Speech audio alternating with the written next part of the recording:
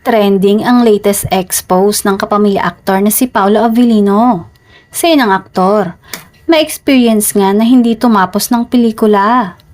Agad na nag-react ang mga fans na di umano'y may kinalaman sa ginagawang bagong pelikula na pagsasamahan nila ng kapamilya actress na si Kim Chiu. Hula ng mga Kim Pao fans ay tila mauurong muli ang showing ng nasabing movie nila.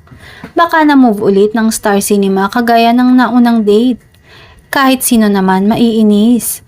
Ramdam ko yung inis ni Paolo dito.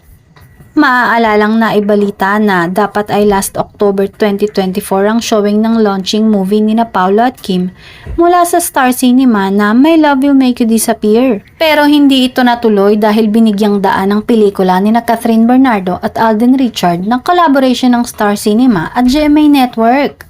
Excited pa naman ang Kim Pao fans na maipapalabas na ang pelikula noong October sa Naurong para sa pre-Valentines. Gusto na talaga nila itong mapanood. Yun pala ay naudlot ang showing. Pero naniniwala ang lahat na kahit kailan pa i-showing ang pelikula, magiging blockbuster ito. Sikat na sikat kasi ang Kim Pao ngayon. Marami silang mga tagahanga na talagang lulusob sa mga sinihan once na maipalabas na ang kanilang pelikula.